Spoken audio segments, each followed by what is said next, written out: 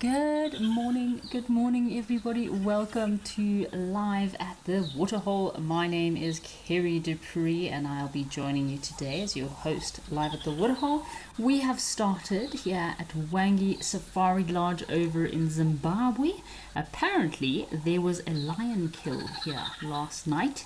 You can see the vultures feeding off the remains of whatever the lions devoured for dinner last night. So don't forget, folks, that this is a live and interactive experience, so feel free to send through those questions and comments. We've got our first comment already of the day. Banter Rat is right on it.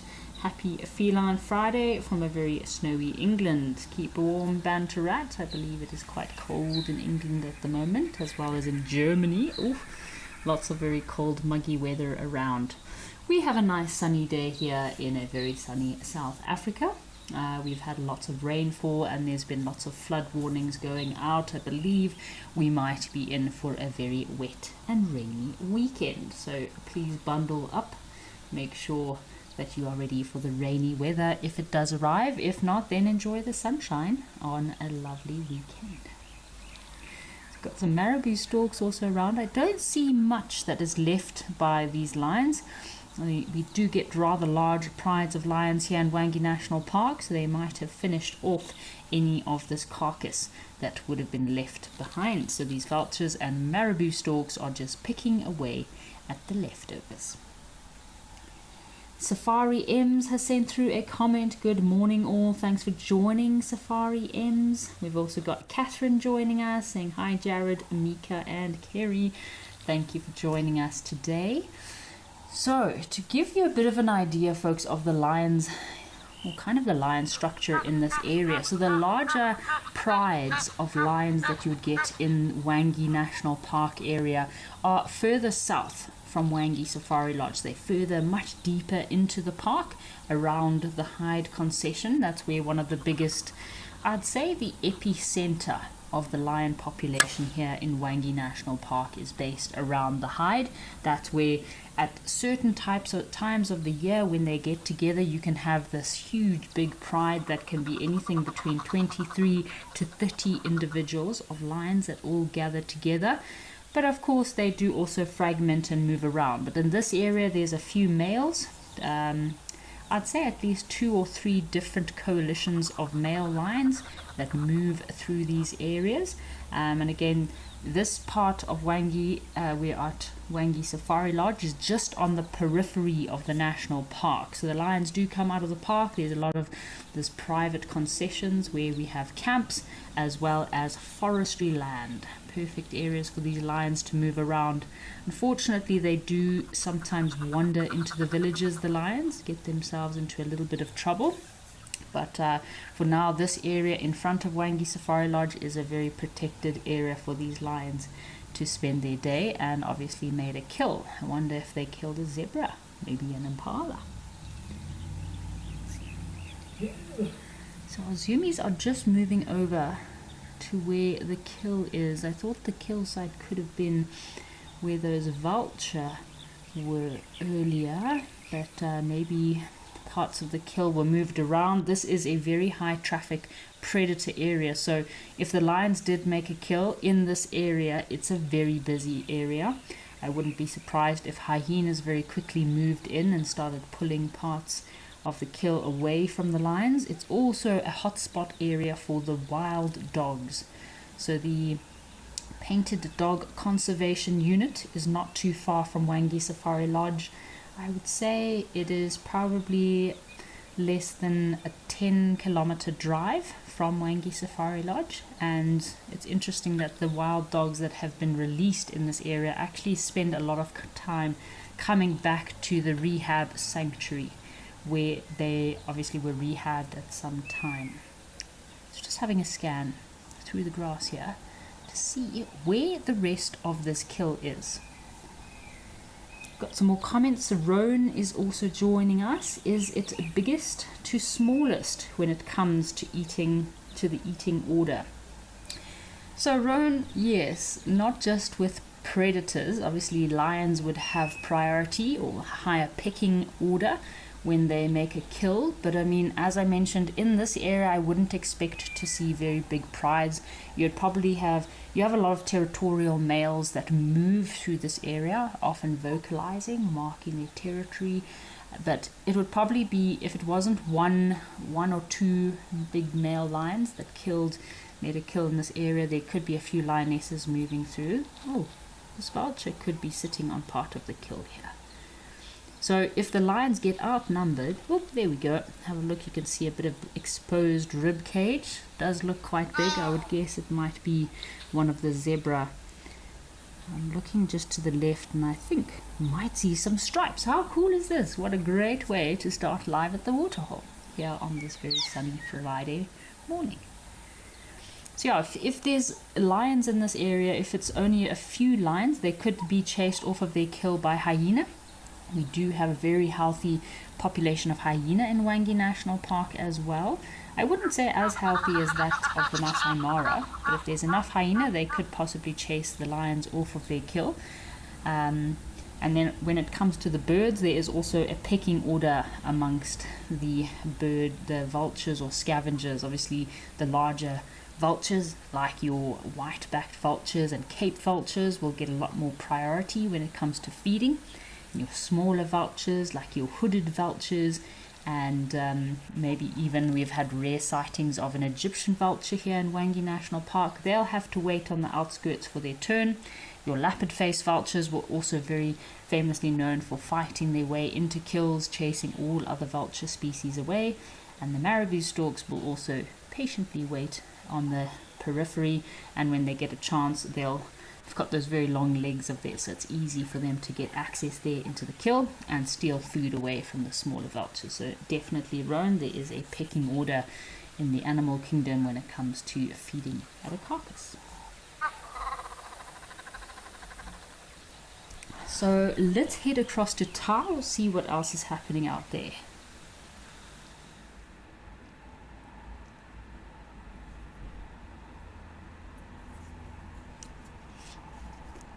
Oh wow, have a look what we have here. So we've got two male zebra giving each other a bit of a fight with one another. Nice to see a big elephant bull. We've got some impala. Susie has sent through a comment, and you're very right, Susie. There was actually an injured zebra in front of Wangi Safari Lodge yesterday. Could have been a male. It looked like a stallion, and he didn't look like he was sickly or in bad condition. I think he had gotten into a fight with possibly another zebra, or maybe he had got injured by lions, and then the lions came back in the evening to finish him off. So yes, Susie, you are right. It was probably that injured zebra from yesterday. It's quite unusual behavior to see one zebra just sitting all by himself in the middle of an open grassland area. So you are probably right there, Susie. Thanks for reminding us about that injured zebra from yesterday. It's probably quite an easy kill for those lions. They probably came down to the waterhole late afternoon or in the evening and found this zebra just waiting to become their meal. Angela is sending a comment from Indiana. Thank you for joining us today, Angela. Always great to have so many viewers from so many different parts of the globe.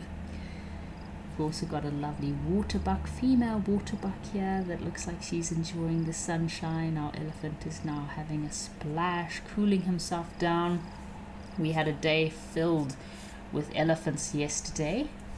During the rainy season, we're kind of in the middle of our rainy season here in southern Africa. The temperatures can get quite hot during the day, reaching 35 to 38 at some of our locations across southern Africa. That humidity, the building of the clouds and the storm, it does end up resulting in a lot of these thick-skinned mammals like elephants, buffalo, warthogs, rhino, coming down to the waterhole to cool themselves off.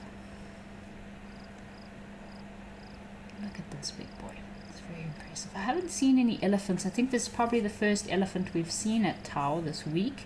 So it's interesting. During the rainy season, we always see elephants at Tau. They are seen a lot more frequently. But during the rains, it's amazing. There's water is available everywhere for these animals, so they do move further away from these pans. But during the dry season, all of the smaller watering sources kind of dry up, which forces the elephants and animals to be more concentrated around the pumped water holes or the larger water holes that hold water throughout the dry season. Harry Lolly says, hello Kerry and chatters, happy Feline Friday from a super windy Cape Town. Cape Doctor is here. Thank you for joining us, Harry Lolly. It is glad you're having some good weather in Cape Town. I hope it, good luck with that windy weather over in Cape Town. Oh, goodness. I do love Cape Town. It is a beautiful destination, but the weather there, my goodness, it is gives you weather whiplash for sure. You never quite know. Is it hot? Is it cold? Is it sunny? Is it cloudy? Is it windy? Very unusual weather. We had an awesome sighting of some penguins yesterday, also at Stony Point. Oh, is this a Goliath heron? Having a look, there's a heron here. Oh, unfortunately not. I thought it was a Goliath heron, but it is just a grey heron. We've also got some Egyptian geese that are dabbling, well, not necessarily dabbling, looking for some vegetation. So apparently geese don't dabble. It is ducks that dabble. And obviously ducks, these Egyptian geese will spend a lot of their time feeding, so they'll feed on aquatic vegetation, and also they can move quite far distances, Egyptian geese, to feed on grass and grass seeds, as opposed to our grey heron that's mostly a specialized fish hunter, fish, frogs, and any small little creatures that might be moving around. We had a Goliath heron earlier in the week. I saw African posted on their Instagram, the Goliath heron that was feeding, trying to swallow a squirrel. So it does show these herons can feed on quite a variety of different foods, like little crocodiles. Also makes a nice snack for a heron.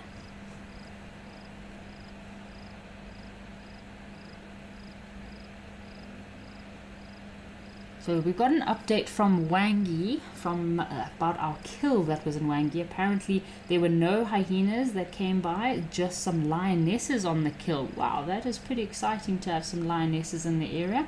As I said, in Wangi, in front of Wangi Safari Lodge, it's mostly male lions that we have in this area that come through, a few coalitions of male lions moving through.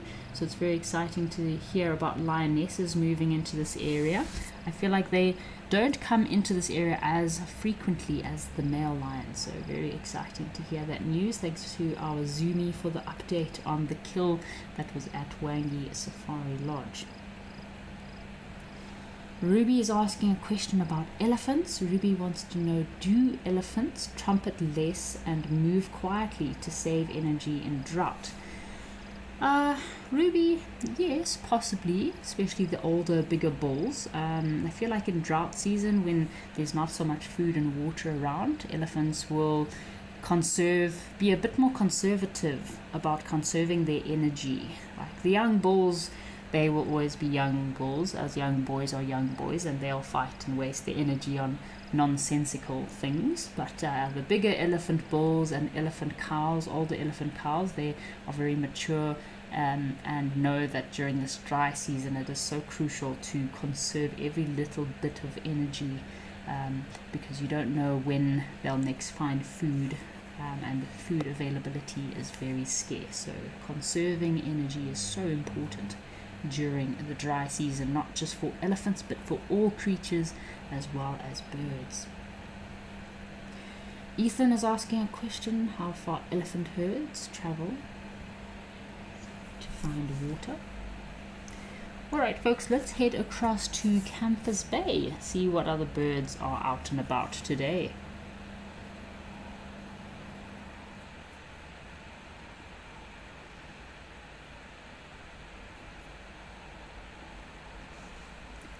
Oh wow folks, look what we have here. We have some flamingos. over at Campus Bay. Very exciting to see some flamingos. I was recently in Botswana and I was hoping to see some flamingos over in the salt pans. The salt pans were flooded, lots of water, so as long as there's water there, it could be a perfect habitat for these flamingos to come through. So they do move through Botswana as well, spend a lot of time in those salt pans feeding. But unfortunately, we did not quite see any flamingos. There were some pelicans around. So these are mostly, what I can see here is the greater flamingo, which always confuses me because I feel like the lesser flamingo is bigger than the greater flamingo.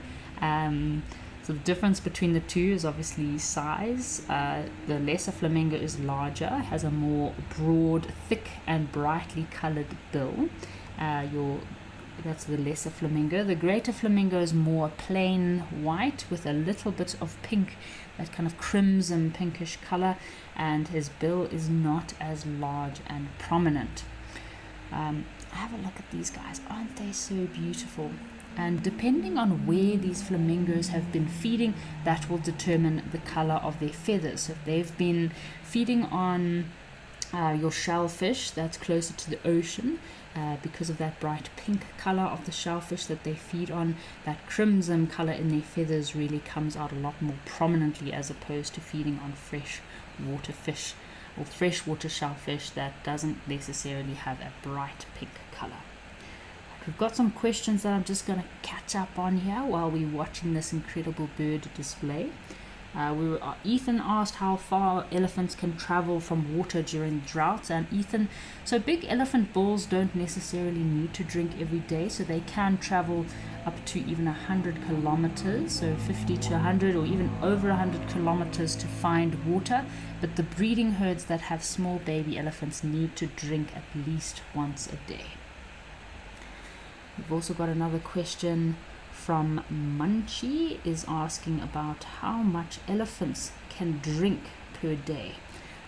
So Munchie, again, it depends. It varies from the dry season to the rainy season, but generally elephants' trunks can hold about 2 to 3 gallons of water, which is about 8 to 12 liters, and they need to drink at least 10 liters of water per day in order to sustain their bodies, but they can drink up to 15 liters. That's for a large adult elephant, so that's about 2.5 gallons of water that they can drink at one time. Obviously, it does differ from big males to elephant cows, as well as to smaller calves. Grace was asking a question: how do grey herons defend prime fishing spots from rivals? So Grace, unlike the Egyptian geese that are very territorial, grey herons are not necessarily as territorial. It's actually rare to find. I've very rarely seen more than 1 or 2 grey herons in one spot, so they seem to be quite nomadic and solitary. They might meet up for the breeding season, but they don't always form large groups like these flamingos do while they're migrating, for example. So if there are too many individuals in an area, then grey herons will have to possibly try to fight for their territory and fishing rights. Angela is also asking a question: what should a person look for to avoid deep fake videos of African wilderness? So Angela, we were chatting earlier in the week about all these AI videos that are coming out on social media platforms. I do believe, and I hope that something has been done on Instagram. I believe that Instagram is trying to filter out a lot of the AI videos that are out there. So yeah, hopefully there'll be a bit of a stop to that, because it does make it quite difficult for tourist operators, but also gives a very false idea to people of what a safari is like. Next thing, everyone thinks you can come on safari, jump out your vehicle and go and cuddle a lion, which is not the best impression that people should be getting of Africa. I'm not so great with technology and AI, but just from what I have learned, things I have seen, is it's always have a look at the smaller details, the movement of the animals, when you see their faces, the blinking, any movement and blinking in their eyes, it's often delayed or looks a little bit robotic. Hands, as well, hands, and when you're moving, often something happens to the hands. Like I've seen people get webbed hands before. It looks rather unusual. So yeah, just look for these smaller little defects. Any glitches in the image can also give you a bit of an idea that there's something suspicious. Alright folks, this is an incredible birding little spot we have found here. Campus has been quite windy, so awesome to have a moment here. Let's head across to one of our other locations and see what else is happening out there today.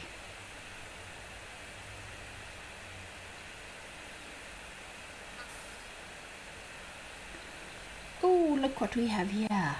Our little Spider-Man agama, or rock agama. He is looking very handsome and proud of himself today. It's quite a territorial little male. We often see him in the spot, warding off any intruders. So we've had some questions earlier in the week about these specific agamas and their bright colors, and if that is a sign that they are poisonous. So with a lot of flowers and plants, the flowers, plants, insects, butterflies, definitely bright, vibrant colors like this can be a warning sign of toxicity. But I feel like with reptiles it's not necessarily the case. With reptiles it's more of a display, territorial displaying, or a sign of maturity. So like when these agamas are now sexually mature, that's when they'll have these very bright red and blue coloration. Alrighty folks, why don't we head across to Botswana and see what's happening in Botswana.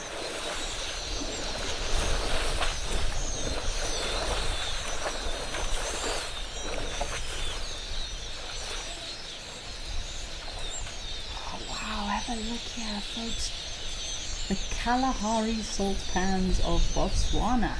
This is my first time seeing this location and it is beautiful. Have a look at this place. Isn't it incredible? I love the palm trees. Elephants and palm trees. There's something special to me about elephants and palm trees. I don't think I could ever get enough of seeing elephants in beautiful open areas like this with palm trees. It's a nice big male elephant. He's coming to check out the camera maybe. Hello big boy.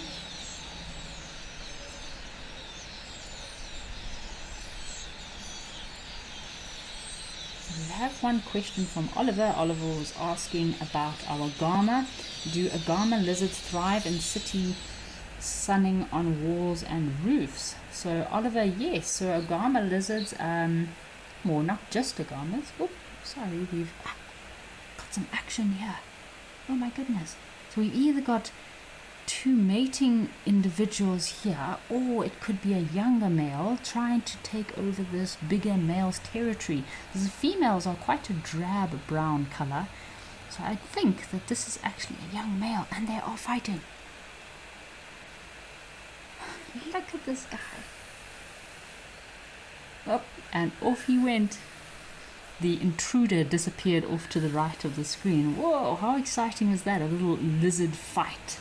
So as I mentioned earlier, these agamas are extremely territorial and protective of their rocks. I don't blame them. I do like rocks too. I don't know if I would spend my whole day guarding a rock for intruders. But yeah, these agamas, super territorial. So I would suspect that this looked like a juvenile male. He didn't have his full red colors. But yeah, generally the females are quite a drab brown. And just as with elephants, agamas will also mount other individuals when fighting with each other as a form of dominance to other individuals. So yeah, they can be quite vicious, these little fights. How cool, watching two agamas fighting. It does look quite similar to when they're mating though, but that looked like a bit of an aggressive encounter. We're talking about these agamas as well as most lizard species that do thrive in urban areas or do also live well in urban areas. Quite adaptable species, as long as there's a perfect habitat for them and food.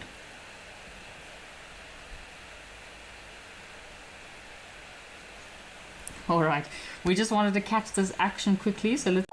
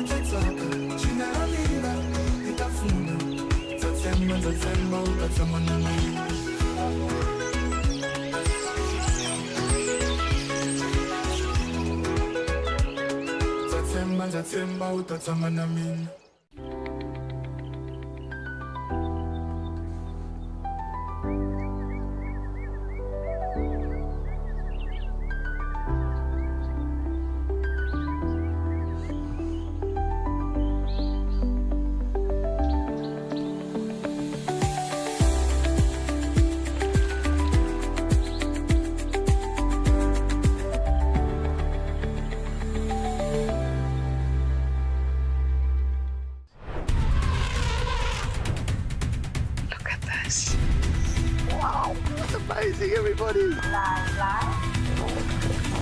We'll see you there. Oh, have a look at this. Wow, wow, wow. I don't know where to look. This is too astounding for words. This is unreal. This is what they call a shambi, a family, a whole herd of elephants. Nature is just everything. We will be extending the show by a few minutes. A fascinating animal that kind of draws people to it. We'll see you out on the safari.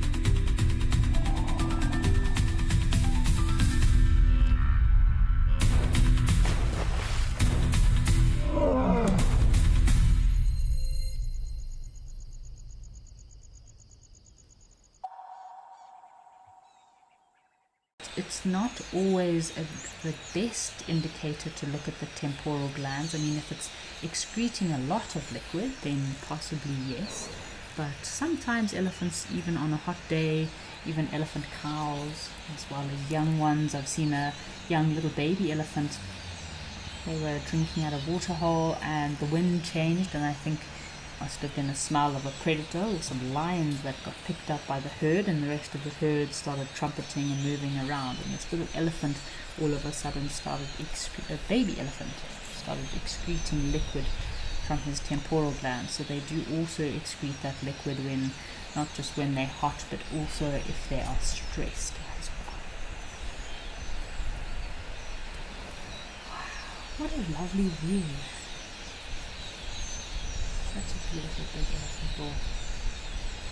You can see it's very dry in Botswana, so that does contribute to these elephant tusks in Botswana chipping and cracking a lot more. So if you have a look at the difference, like in the tusks of these elephants here in Botswana, is very similar to like some of the elephants in Namibia, for example, although those Namibian elephants have very short little stubby tusks that have, obviously they use them quite a lot for feeding, and it's very dry in Namibia, so their tusks also break quite a lot, just like this elephant ball here.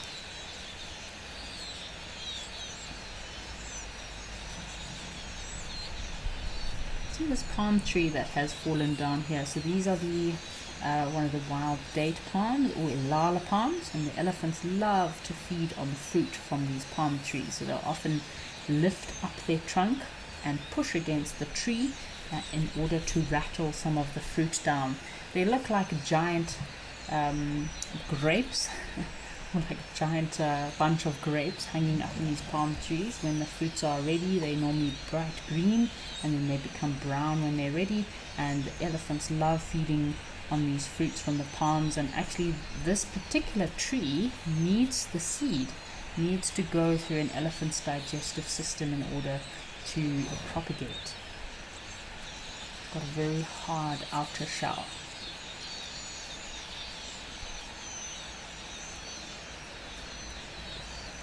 Seems like there are quite a few flies out today. This elephant is, besides being a little bit hot, is quite frustrated by some of the flies that are around. Craig is asking, are elephants emotional animals? And yes, indeed, Craig, elephants are highly emotional and intelligent animals. They are among some of the most emotionally complex non-human species. No. Oh wow.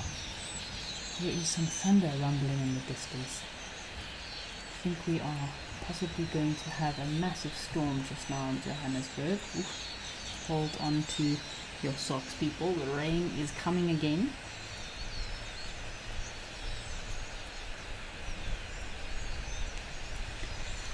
Alrighty folks, why don't we head across to Safari Hook and see what's happening and one of our other locations.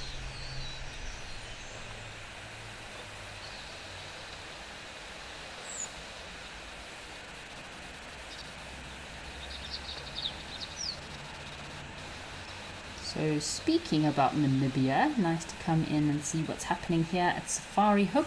We have come to see this location a few times this week. Mostly there's been zebra, springbok around. I think we had some wildebeest as well.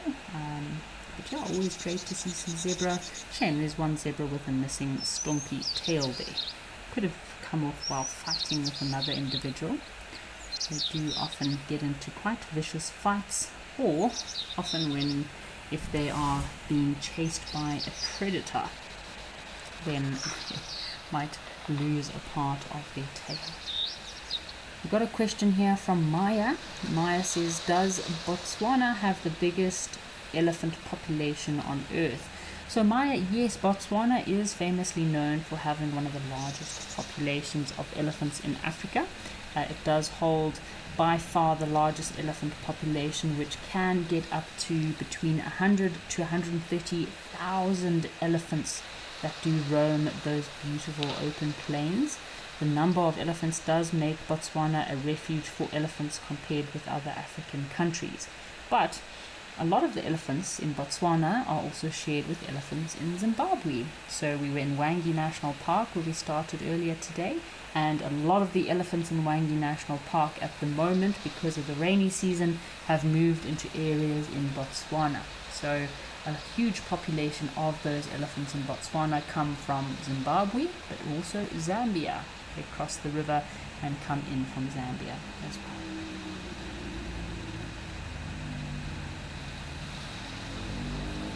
So we have currently sitting here in Rhodoport where I'm watching this nasty storm that is brewing around us. So yesterday we had this crazy, again I've mentioned this, that we've had some incredible rainy weather here in southern Africa. There's been lots of rains this year. Yesterday we had a flash storm that came in. There was a bit of lightning, like sheet lightning around, and all of a sudden the storm brewed in. It took about 45 minutes, wind and rain everywhere, and all of a sudden everything disappeared. And now in Rhodoport it looks like there is a massive storm brewing. But I mean, it's so strange because like 1 minute the sun is out, you're hot having a swim, next minute you are rushing for the door because the rain has arrived and it's just stormy clouds everywhere.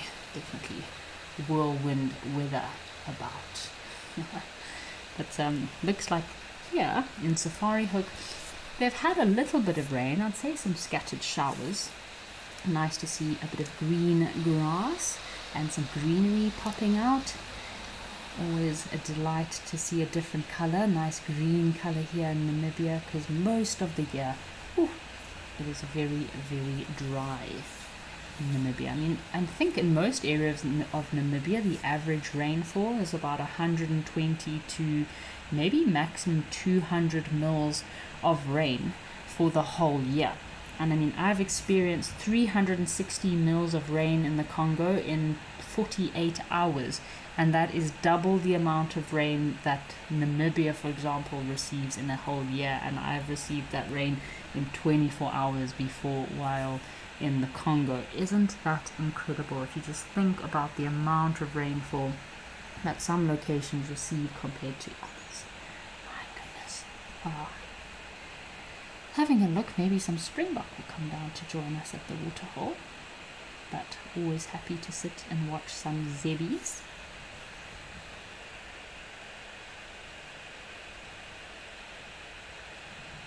Seem a little bit skeptical today, the zebra, to come down to have a drink. I've got a question here from Harper. Harper's asking, do Hartmann's zebra have a small dewlap under their throat, unlike other zebra? So yes, Hartmann's or mountain zebra do have this very unusual dewlap. It looks like they have a horrible throat infection, or I don't know, developed an unusual double chin. So they do have this small dewlap under their throat, which does set them apart from other species. So the dewlap is obviously a flap of loose skin under the throat or neck. In Hartmann's or mountain zebra, it's relatively small but quite noticeable. I've only seen the Hartmann's or mountain zebra maybe a small handful of times, and every time I've seen them I thought, my goodness, what's wrong with that zebra? Is it sick? Yeah, so it is quite a good distinguishing feature between the Grevy's or common zebra and the Hartmann's zebra. Also, obviously, habitat is a big one. You will often find the Hartmann's zebra always need to be associated with very mountain regions. So there's very few areas that the two species do overlap, but hybridization does take place from time to time. We've got a question here from Ava. Ava's asking, why do Hartmann's mountain zebra prefer rugged western Etosha? And as I mentioned earlier, Ava, it's probably because of the terrain. So zebra are adapted to steep, rocky, mountainous areas. So these rugged areas do make a perfect habitat for them, as well as protection from predators.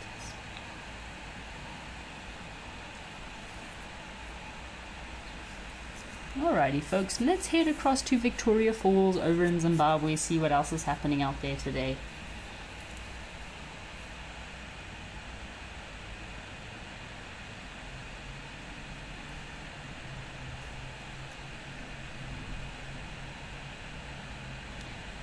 And we have our second marabou stork of the day. We had a marabou stork feeding on a carcass, remains of a carcass over in Wangi Safari Lodge, and now we have a marabou stork that is sunning himself. I like to call it solar paneling. They open up their wings just like a giant solar panel and dry themselves, especially if they've had a bath or need to warm up their feathers to remove parasites. Also got a little white-faced whistling duck on the right here, possibly an Egyptian geese on the other side of this little bank. Maybe an intermediate egret as well. Lots of bird life here at Safari Lodge today. I've got a question from Angela. Where do animals go during a hurricane? So Angela, during a hurricane, animals will normally respond very instinctively and seek shelter, which is a great safety spot for them to find. So they'll go into thicker areas, so hills, burrows, caves, dense vegetation under the trees in order to get protection. So tree-dwelling animals like monkeys and squirrels and birds will cling to very sturdy branches. Of course, burrowing creatures will rush very quickly into their burrows, and antelope will try to find any sort of cover or protection, go into the thickets and the forest. Ben, I like your comment there. Ben says, the hand glider with a bad hairdo. I do. That is a very, very accurate description of our marabou stork. We've got a question from Lex. Lex is asking, are birds at risk from crocodiles? So Lex, yes, it sort of depends. I feel like in the dry season, crocodiles might be a little bit more desperate for food, and they would go for if there are some wading birds on the shoreline. There are some crocodiles they are opportunistic crocodiles, so any opportunity for a meal when they're hungry, they will definitely take it. I've seen crocodiles with Egyptian geese, I've seen crocodiles taking white-faced whistling ducks, but I mean in other instances you can see little three-banded plovers acting as a free dental service to crocodiles as well. Maybe they weren't hungry. Alright folks, why don't we head across to Tau and see what's happening over in Tembe Elephant Park.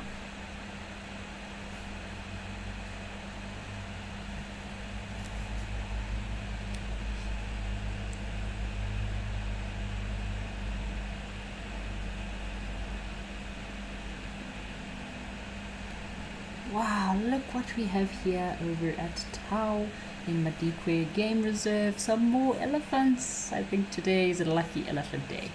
As I mentioned earlier, we haven't really seen too much elephant activity at Tau. Yes, I mean that's during Live at the Waterhole. There have been a few elephants frequenting the pans, but not this many. So we are having a lot of luck today with our elephants. I wonder if this elephant is going to chase this little breeding herd away. Oh, see a bit of interest coming from this big bull. He's like, oh, I'm going to come and check out these ladies, see what's happening here. Obviously we had some bachelor bulls already at the watering hole, and now a nice little breeding herd coming down for a drink. Isn't this special? They also look quite red in colour. Like they've gone and taken a red mud bath somewhere. Hannah says a mini migration. Yes, Hannah, it does look like a mini Madikwe migration of elephants. Look how red they are, and their tusks are so pearly white.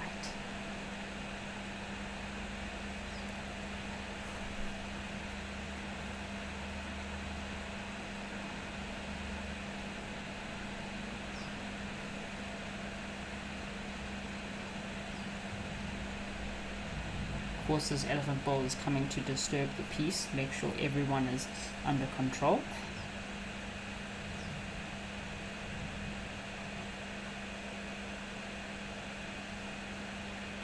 So I was quite excited early in the week. I broke one of my Wild Earth records. So for now, Donio has always held the record for me for the most species at one waterhole in one shot in one screen at one time, which was 7 species. But earlier this week, we had 8 different species here at Tau, all at this waterhole, around the waterhole at the same time. So that was quite exciting. I mean, imagine seeing so many different species.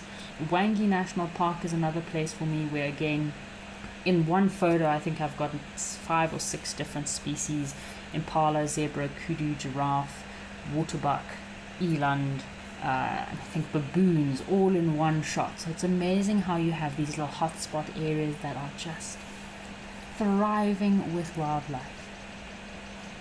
Have a look how these elephants are now going to change color. They're no longer going to be red elephants. They're probably going to start becoming gray elephants again.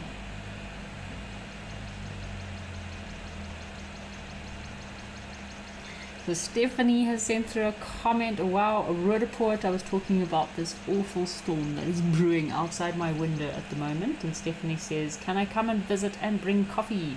Stephanie, you are more than welcome. I would love to have a coffee with you. I've actually got Walter Sisula Botanical Gardens, or Rhodocrans, is literally a stone throw away from my house. I love going, and also Little Falls Nature Reserve, so I spend a lot of time up in Little Falls Nature Reserve hiking. I actually need to go and check out the proteas.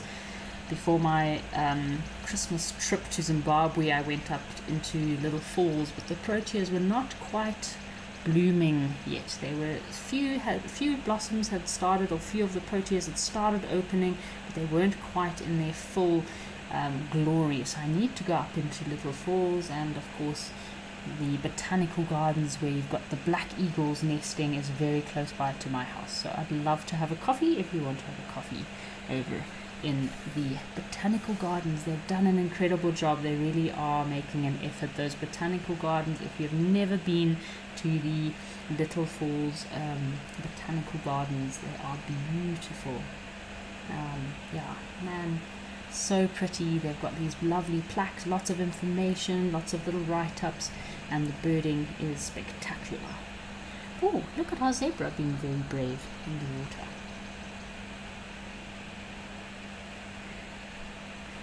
Stephanie, unfortunately, it seems like you're quite far away. Stephanie says, Kerry, I'm 45 kilometers from you in Pretoria. Ah, Pretoria. Yeah, it's amazing how, Pretoria feels like, I feel like Pretoria for us here in Rhodoport is like a lifetime away.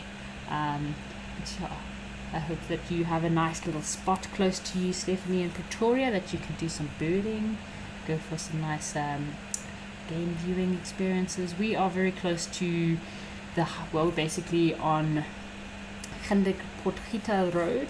Apologies for my Afrikaans folks. Which heads straight out to Hati. So half an hour and we are in Hati's out of town, which is beautiful. Hartbeespoort Dam is very close by to us. So we are in a hiker's hotspot, I like to call it. Oh, what are these Egyptian geese up to? Oh, we've also got some wildebeest that have joined us. So there seems to be lots of zebra this week here, just in front of Towel. Lots of zebra, lots of wildebeest. We had some kudu earlier in the week, which is always a delight. You see those kudu around. There's always a few waterbuck also at this pan. It's perfect habitat for our waterbuck.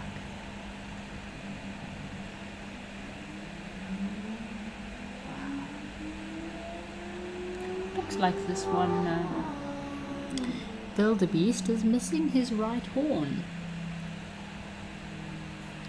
So Melissa's asking if these animals are attracted by the flowers. So Melissa, no, not that I know of. I don't think anything feeds on these flowers. It's one of the yellow daisy species, and besides attracting butterflies, I think it would pretty much just be the butterflies and insects that would be attracted to these flowers. There's not too much wildlife that feeds on the flowers. So no, they're coming for the grass. Here you can see these zebra are feeding.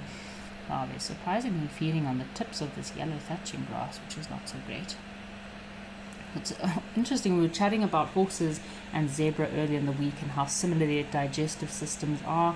So if you see horses, if they feed on too much of this yellow thatching grass, those spears can actually give them quite a nasty case of colic or mouth ulcers, whereas zebra happily feed on, I wouldn't say an abundance of yellow thatching grass, but I have seen them feeding on it before and they seem to go unharmed.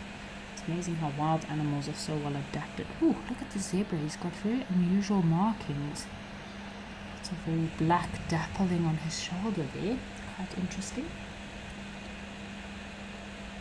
And the zebras seem to be a bit frisky with each other today, having a bit of politics. Males fighting with each other as they do.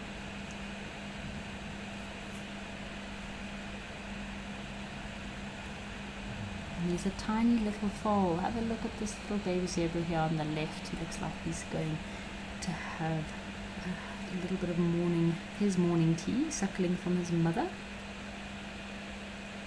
Lots of flies around during the green season. Yes, it is a relief for these animals to have so much food available, but in the rainy season there are lots of flies in these particular areas.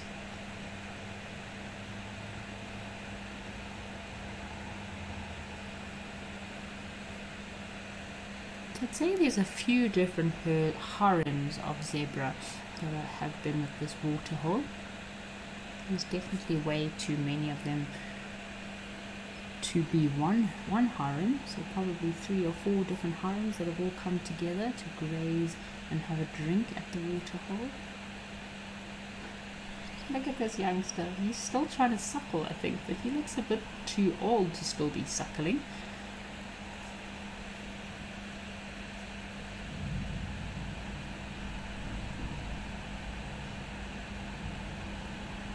Generally, zebra stop suckling at about the age of a year, normally between 9 months to a year.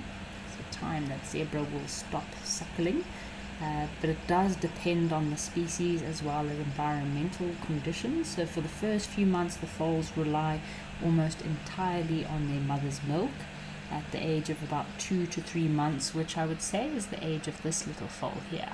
Isn't he a cute little guy? Now he's probably less than 2 months. My goodness, this foal I'd say is about a month. Must be just under a month old. He is a very small little one. You can see by his baby fluff. So then at the age of 2 to 3 months, that's when these little zebra start nibbling away at grass and solid vegetation. And then, as I mentioned, then the nursing, or kind of like they start decreasing their nursing at about 6 to 9 months, so that by a year they're almost fully weaned.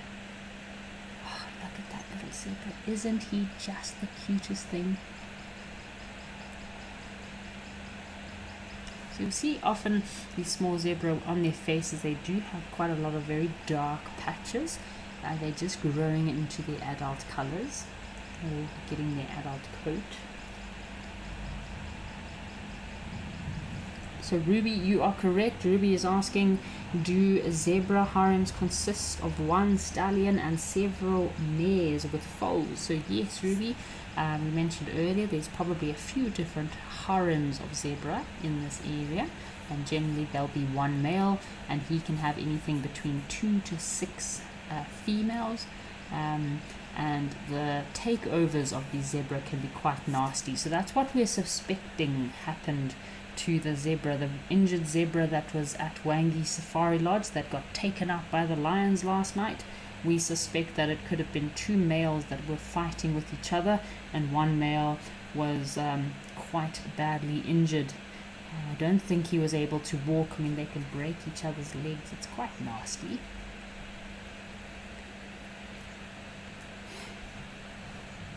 Alrighty folks, speaking about Wangi, why don't we head back across to Wangi Safari Lodge in Zimbabwe and see what's happening with our carcass.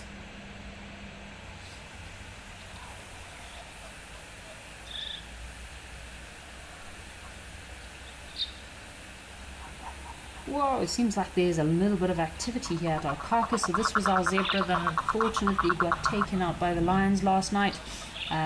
The vultures have come in to clean up what is left of the zebra carcass. It's crazy how quickly, I mean, a male zebra or zebra stallion is probably weighing, I'd say, between 200 to just under 300 kilograms, maybe a very big individual, half the size of probably your standard normal 18 to 19 hand horse. So it's amazing to see how quickly this carcass has been fed on. So apparently there were some lionesses that were here last night and they were feeding on this carcass. We have a question from Jax. Jax is asking, do zebra make barking or braying sounds to stay in touch? So yes, zebra do vocalize. They do make a variety of barking or braying or beckoning calls, whining calls in order to keep in touch with the rest of their harem. The braying sound that they make is very, very prominent call, and it can travel for at least a kilometer to find other individuals if they're lost. So you'll find here they're making this braying or whining, squealing sound for excitement or distress, also for social greetings. And a lot of their vocalizations, not just males if they're lost or are trying to locate their harem, but also unfortunately females. So the mares, if they've lost their calves, they will often call for days. Shame. Over at Mabula, the cheetah on Mabula are very specialized zebra hunters, and they'll often hunt the young little zebra foals. And once they killed a foal right in front of our camp, and that female zebra, she called all night. I think she called for at least 24 hours. She was calling for her little one. Oh, look at these vultures. They are super busy with this kill.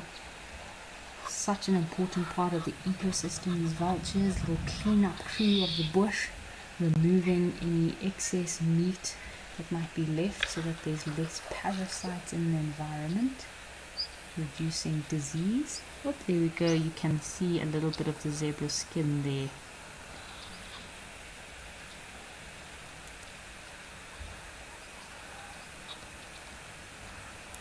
So it's quite interesting. I've actually been sitting at the safari lodge. They've got a beautiful lawn. They've got this huge lawn in front of the lodge with a massive pool, lots of seating areas, and I've actually been sitting there having dinner one night, and we heard the wild dogs. We couldn't see anything, obviously it was very dark, so I went and checked out the live stream from Africam, and it was funny, we were watching the live stream of the wild dogs at the pan while we sat at Safari Lodge listening to the wild dogs while we were sitting there. It was super cool.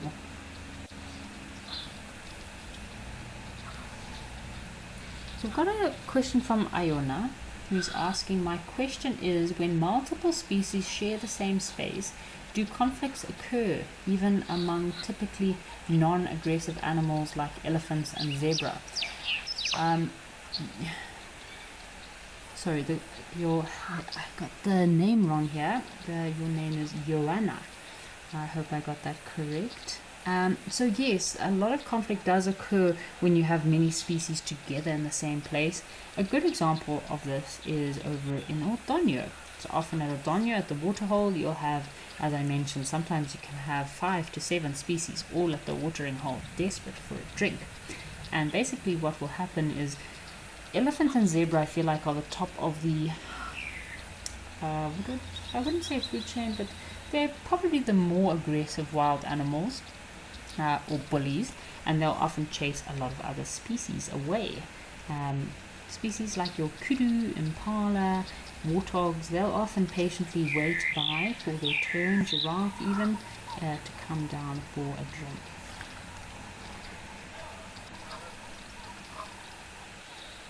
So Russell is asking, can vultures eat bone? So Russell, generally these vultures at a kill site, they'll be picking away at flesh and meat, tendons and tissue that is on the kill. So these whiteback vultures, which are the larger vultures here and the majority of the vultures at this kill site, there's one hooded vulture on the far right. So the whiteback vultures, they've got a very thick, very strong bill, so they can rip any meat and tissues off of the bone. They can also open up carcasses, whereas this tiny little hooded vulture on the right, or two of them, have very small bills for picking the smaller eat. Alright folks, let's head across to Camelthorn and see what's happening in Botswana.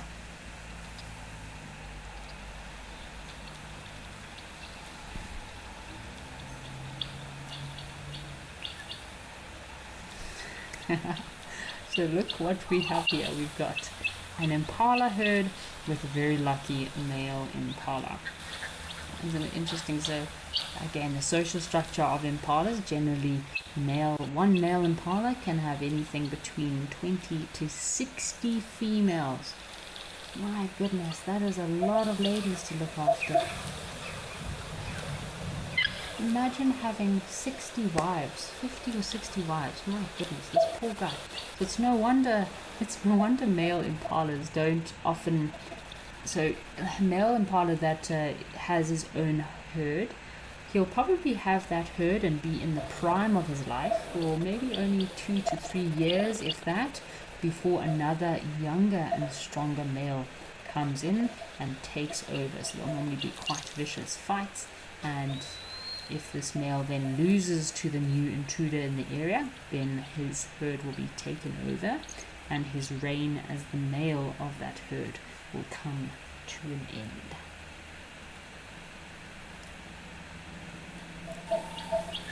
So Anthony is asking, do vultures ever kill animals? So Anthony, no, generally vultures are only scavengers, although marabou storks, for example, they do hunt for themselves as well. I've seen marabou storks, they'll often wade in puddles and catch fish.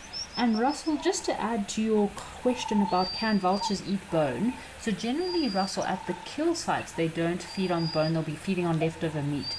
But during the breeding season for vultures, which is normally September or November, you'll often see vultures sitting up on especially elephant skulls, and they do actually pick away and eat those tiny little bone fragments from the inside of the elephant skull, shattered bone fragments, or they'll go to an old kill site and look for small pieces of bone.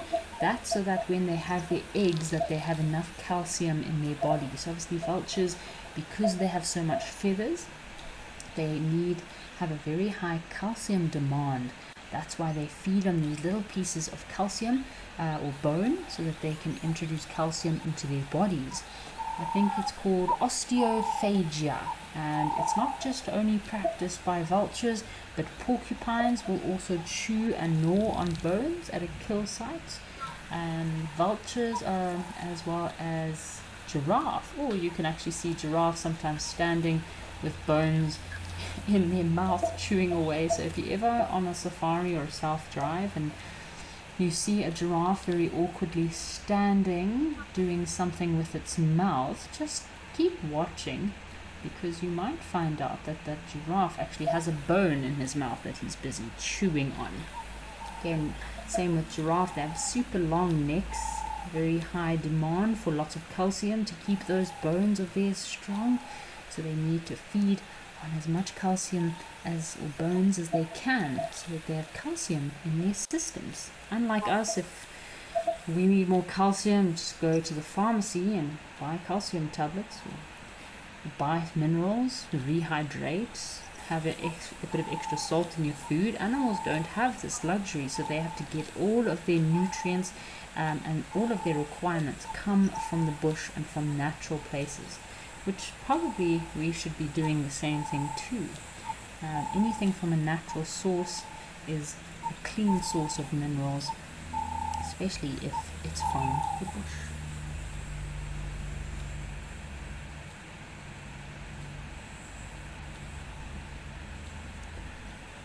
These impala are also getting their mineral fix for the day. Look at them. I thought they were coming down for a drink, but they're also licking the soil here. So look, they are also getting their little rehydration fix of the day. So we've got a question here from Jerry. Jerry's asking, how do animals know there is calcium in bones? So Jerry, my first thought, we've got a hippo here as well. Hello, Mr. Happy Hippo. So Jerry, my first thought is it would mostly be instinctual, also young individuals following their parents and just mimicking what they do.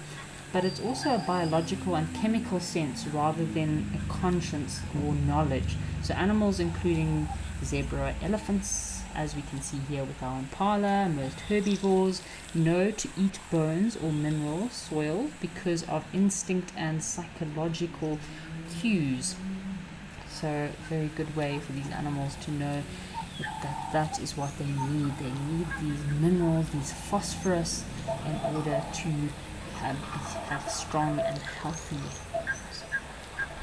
But also scent. They can use their sense of smell to pick up that there is minerals in the soil as well, especially like elephants. Elephants are very good at picking up minerals and salts in the soil. I'm trying to see if there's a crocodile in the water here as well. Maybe it's just a log, but this hippo is having quite a good time. We watched a hippo yesterday out of the water. That was quite an epic sighting. He was munching away like a little lawnmower moving across the open grasslands. Always a delight to see hippos out of the water during broad daylight. Oh goodness, this is such a large herd of impala.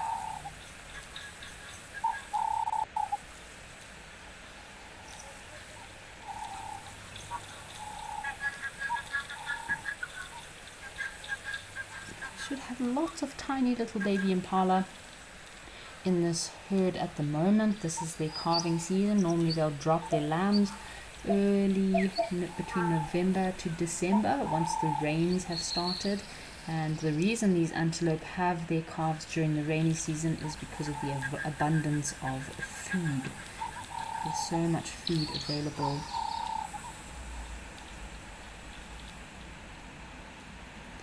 During the green season, and unfortunately a lot of these little impala lambs do fall prey to predators.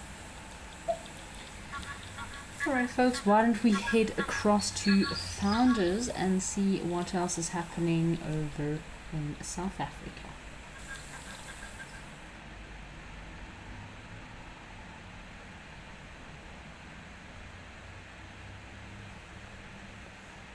We have a sneaky zebra hiding behind this log here. What is happening here? There's also something off to the left. I don't know if that's a baboon or something on a rock. What is this zebra up to?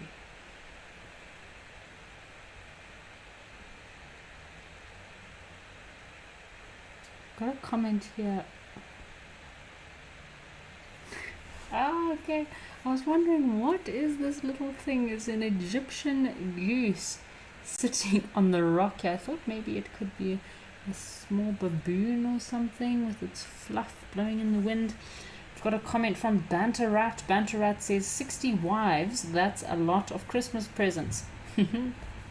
I guess that's what he asked for from Santa Claus, was more wives, because wow, that impala male surely did have a very big herd with him. 60, I would guess between 50 to 60 female impala that are in that herd. It was a very big herd of impala. The zebra seems very snoozy. What is he up to? Just standing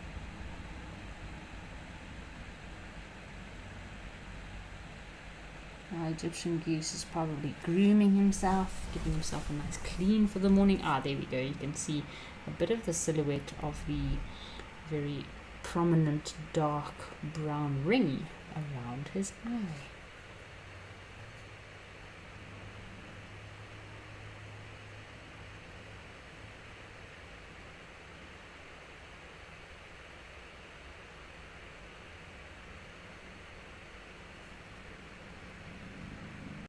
Oh, there we go, there's his head.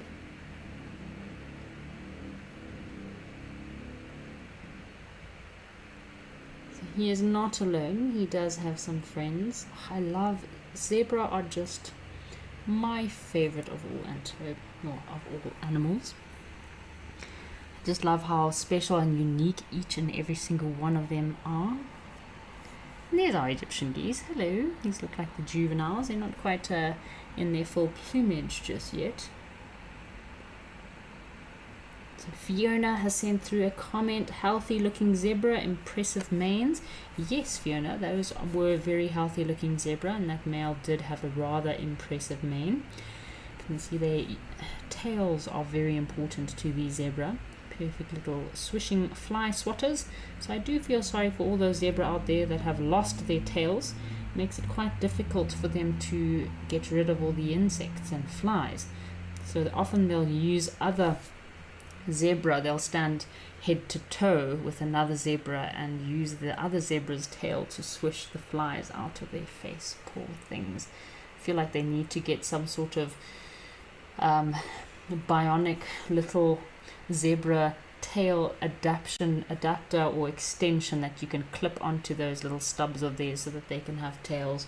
Just get like a, yeah, I would be very happy to donate some of my hair to a zebra. Imagine you could donate your hair to a zebra in need that has no tail. Problem with zebras, knowing them, they'll probably have it ripped off by another zebra or rip it off themselves. They are quite defiant creatures at times. Imagine you could do a hair transplant for zebra. I think hair transplant would probably be a better option for the zebra without any tails. So Lucy, very good question. Lucy's asking, how do animals become your totem? So Lucy, generally the totem system is a very much a system in most African cultures, or a lot of African cultures. So it takes place amongst people within a community, so a village community, whereby a headman or a chief, or also known as like a sangoma, a traditional healer within that area, will give your family a totem. And the totem system to me works very, very well in these communal areas that border national parks, because one of the rules of the totem that is given to your family is you are not allowed to eat your totem animal. So for example, if you have a community living outside, let's use Wangi National Park as an example, there's lots of villages on the boundary of Wangi National Park between, so it's the villages, lots of forestry land, and then the national park. So if you have 50 villages on the boundary of Wangi National Park and they all have totems, that's a lot of animals that get saved. Alright folks, let's head across to one of our other locations and see what else we can find out there today.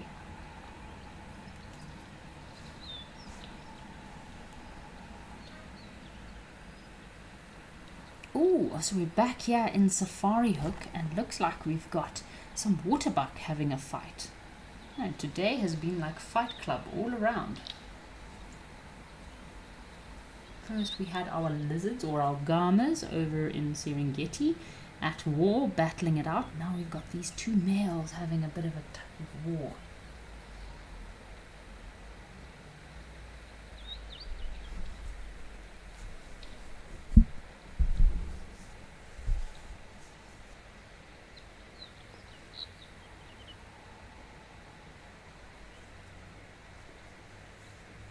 See, there are some female waterbuck here, so yeah, there could be a male, a dominant male that is fighting for his ladies.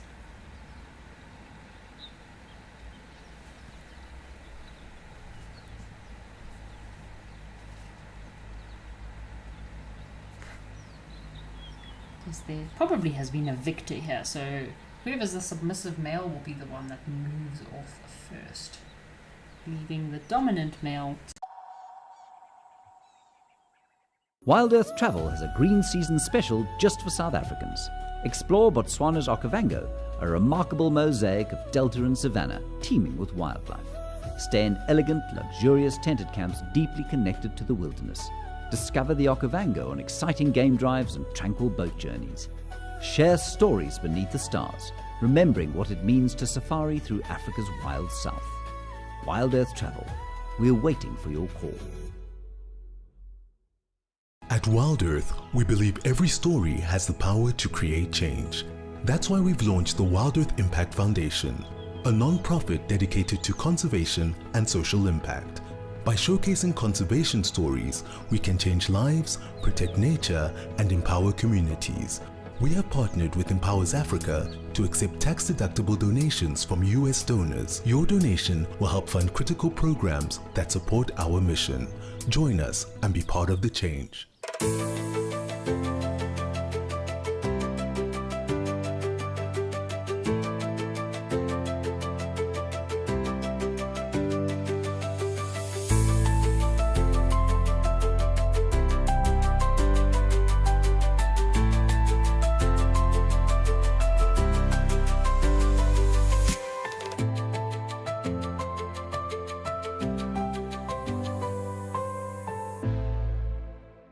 Join our expert guides at dawn for a live, immersive safari as the bush comes to life. Found ourselves a chameleon, and look how he's changed color. Every sunrise brings new discoveries. Pound for pound, a leopard is one of the strongest cats around. Ask questions, share your thoughts, and connect with nature live and in real time. Great excitement, great happiness. Start your day with adventure.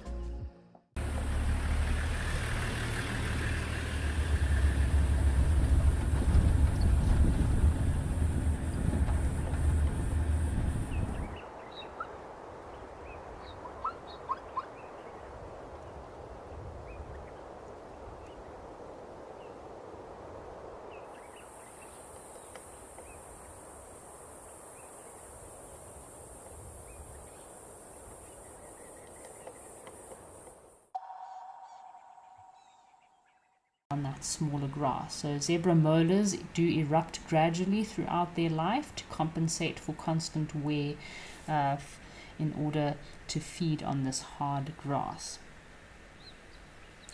Jason is saying, I'd love to see them swim in a herd. So Jason, I would probably say Okavango Delta is a good place to see waterbuck spending a lot of time in the water. But what is really cool in the delta is to see your red lechwe. Often you'll find red lechwe running into the water or running in big herds across the water to escape from predators. We do also have waterbuck over at Tau in Madikwe. They'll often spend a lot of time feeding in the water. Perfect, nice, soft vegetation for them. Isn't this male waterbuck is quite an impressive specimen. Look at those long horns of his.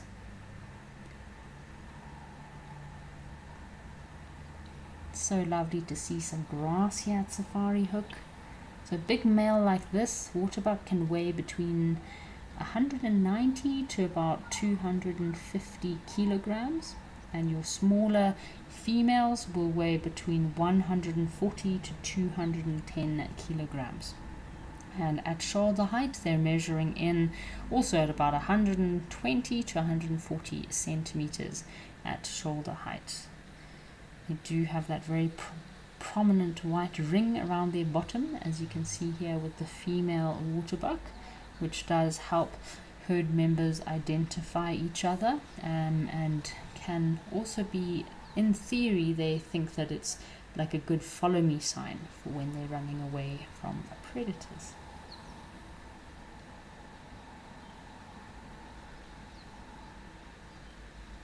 Actually, you can see this female waterbuck is swishing her tail. Lots of flies around. Probably be lots of tsetse flies, I would guess, or horse flies. So we've got a question from Kenneth. Kenneth is asking, are their horns hollow or solid? So Kenneth, for antelope like waterbuck, impala, and most of your bovids, their horns are solid, not hollow. So they basically have a bony core which extends from the skull. So a bony core that is fixed from the skull and extends out, and it is covered with a keratin sheath. So it's the same protein as your nails and your hair, and this horn grows continuously throughout the animal's life in most species. Oh, we've got some zebra also joining us.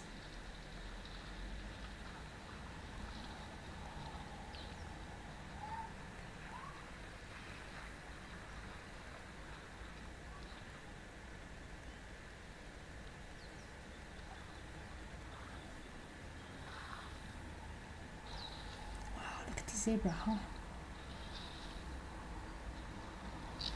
So Angela is asking, is it true that one zebra will always stay awake while the herd sleeps? So Angela, yes, so zebra are very similar.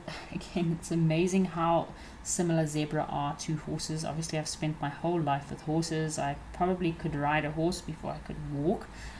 So I know horses very well, and I do love zebra a lot. I've spent a lot of time with them. So yes, what will happen is when at night there'll always be one or two individuals grazing. So as you know, horses, just like a zebra, they eat a lot all the time. Munch, munch, munch. So there'll always be one or two individuals standing up, grazing, feeding, being lookout, while a few of them are lying down, resting and sleeping. So they don't. Now they need to have someone that's awake all the time, looking out for predators. It's very similar with most of your antelope, I would say. Like impala, you'll have a majority of the herd will be all lying down, huddled together, and then you'll have a few impala on the periphery, and especially the male that might be standing up, moving around, constantly keeping eyes out, looking for any predators. Wow, we've actually got quite a few male waterbuck here today. Always good to see a healthy population of waterbuck.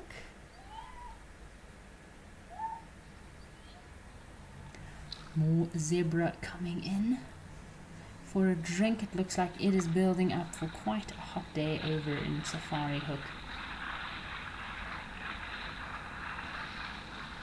Look at these unusual stripes of these zebra. It's so fascinating to look at their different stripes that they have.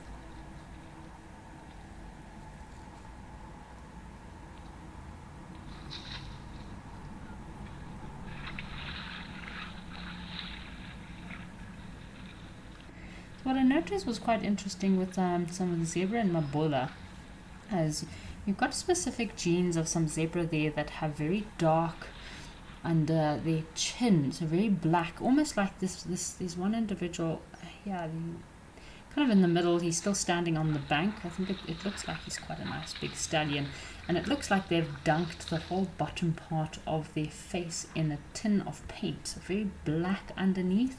Again, as I mentioned, every single zebra is different, but you will get specific genes of some zebra that might be, their stripes might be closer together, thicker stripes. They might have black patches somewhere, like these individuals that have a bit of a black chin, and that gene might be passed on from generation to generation. So yes, every zebra, just like us humans, we all have our own special and unique fingerprints, but with zebra it is quite unusual that yes, they're all unique, but I have seen from one generation to the next, you will get similarities in some of the spots and patterns which resemble their parents.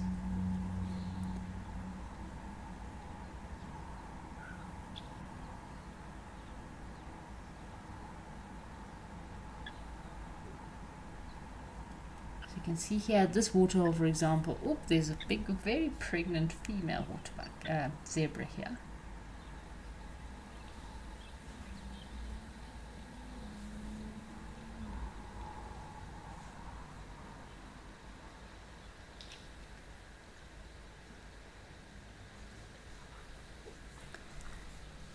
think we'll just hang out here for a little bit, carry on watching these zebras. So it's such a lovely scene. So we were chatting about earlier waterholes and how some species dominated waterholes compared to other species, and zebra are definitely a species that once they come down to the waterhole, they are quite vicious and chase away anyone else that's at the waterhole. So like your waterbuck, if they did want to come down for a drink, they would have to kind of go and drink on the outskirts wherever there's no zebra, because the zebra would chase away other species from drinking. Same goes at like little mineral spots or sodak areas. Zebra elephants can definitely hog these particular spots and chase other species away.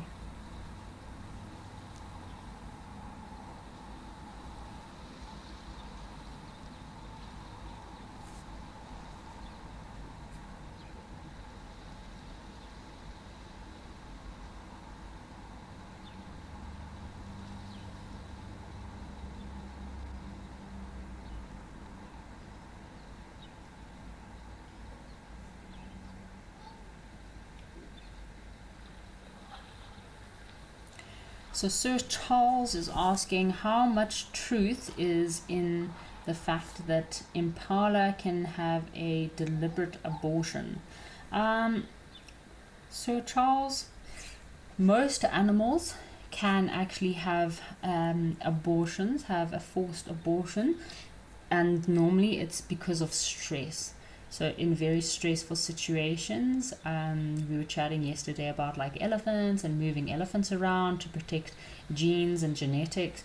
But again, in that case, like game captures, any movement of animals, any extreme stress, environmental stresses, not enough food, not enough water, maybe they've been almost killed by a predator, any kind of stress that an animal might suspect that their little one, they're trying to protect themselves, they can have abortions from time to time. Lions, same as predators, it can also happen in predators as well, where they have a forced abortion because they suspect that there's some very stressful environmental conditions.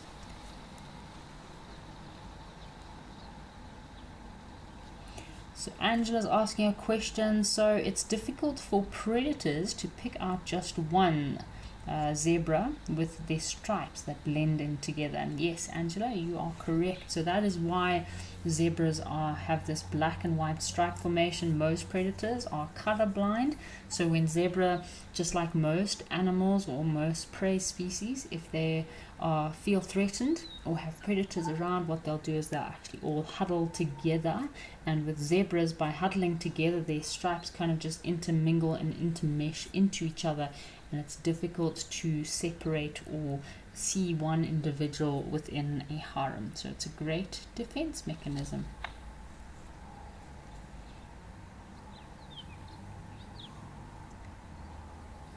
What is this male waterbuck up to?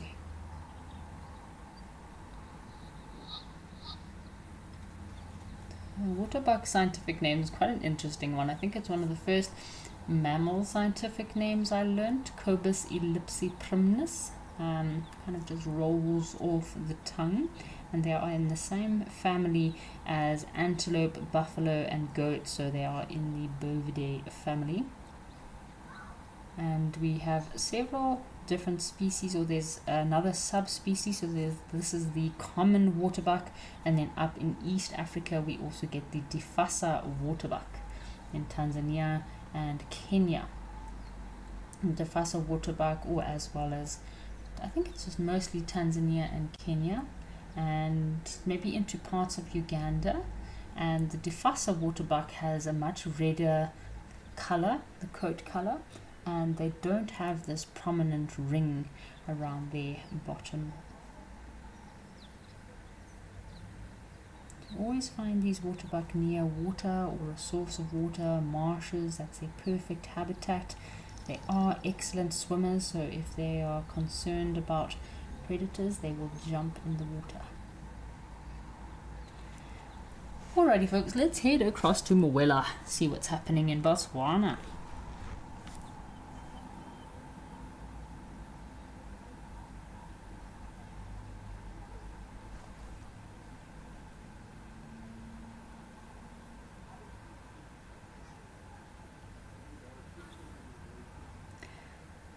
So we had a pretty similar scene here over in Mwela yesterday. Lots of elephants that are really enjoying these marshy, swampy areas. And have a look, I'm looking and it looks like there is mostly big elephant bulls here. Look at all these elephants. Isn't this impressive? And I think we have, it could be 2 yellow-billed storks and one, maybe it's a great white egret. Yes, there we go. So 2 yellow-billed storks and a great white egret. The elephants are about to fight as well. My goodness, we've had a lizard fight today, a waterbuck fight, and now possibly an elephant fight too. It's like a fight club.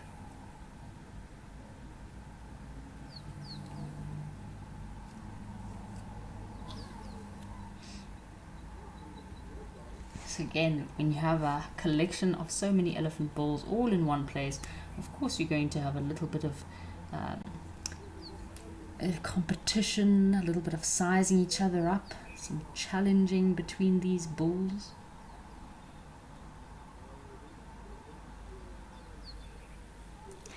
So Jackie says your favorite scientific name is a llama, which is a very easy one to remember. Llama Galama. That is a lovely scientific name, super easy to remember. One of my new favorite tree scientific names from Mabula is the Dumbea rotundifolia. Really lovely, beautiful blossom flowers that were flowering in Mabula during the dry season. They actually scatter across the whole reserve, mostly on the underlying areas of mountain ridges, so kind of like at the base of ridges, and these beautiful little blossom flowers that the giraffe love to feed on, those Dumbea rotundifolia flowers. Very pretty. Just a bit of color during the dry season, give you hope for the rains to arrive. Look at this little habitat, isn't this awesome?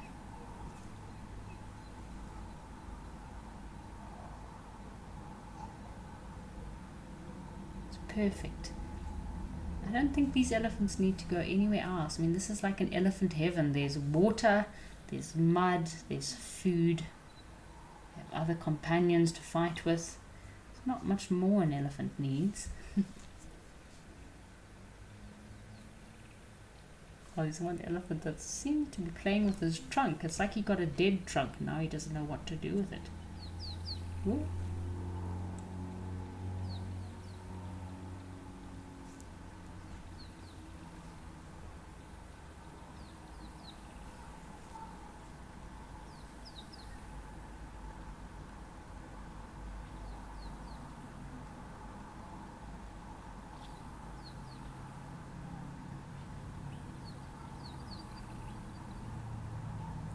Look at these big bulls challenging one another. Again, very interesting. Have a look at these elephants here in Botswana. Very short, stubby tusks. There's not many elephants here that have long tusks, like our elephants over in Tembe. I think these elephants in Botswana also have to move quite far distances in order to find food, as opposed to in Tembe. Tembe, there's an abundance of food for those elephants. So Graham is asking, why don't elephants ever sit down like a dog? So Graham, it's very awkward and an unusual position for elephants to actually sit down like that, but I have actually seen elephants sitting down just like in a dog pose, but they'll often do that when they're mud bathing, mud wallowing, and there's a bank close by. So I actually shared recently, obviously we lost a very special elephant recently, the elephant Craig, ambassador of Amboseli, and one of my favorite videos of this elephant was he was actually sitting down. So he went to have a mud bath and he's just having the best time of his life. Now imagine this massive elephant Craig with these long tusks, and he's lying down in this mud, and there's a bit of a bank, and then he sits up on the log and he's rubbing around almost as if he had an itchy bottom, trying to scratch himself, and he was just having the best time. So yeah, elephants can sit down like that, but because of their leg structure, they've got these very long and thick, hard legs, very heavy bones as well, in order to carry that weight of theirs. So they're not as agile and dexterous in the way that they're able to move and sit, same as they can't lie on one side for too long. And it's also, especially the bigger elephants get, when they do lie down, they need to be careful that they have an easy way to get up. Alright folks, why don't we head across to Elephant Pan and see what's happening in another part of Botswana.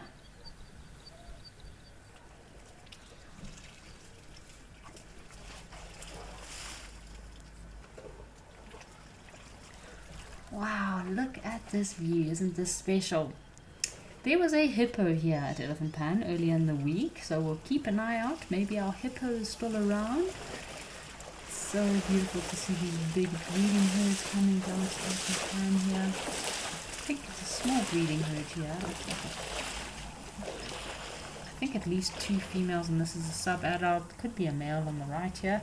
It's so nice to see elephants coming through to Elephant Pan. Blue skies in the distance here. Some lovely cumulonimbus clouds that also look like they are building up for a storm. Ooh. Don't take that elephant's water spot.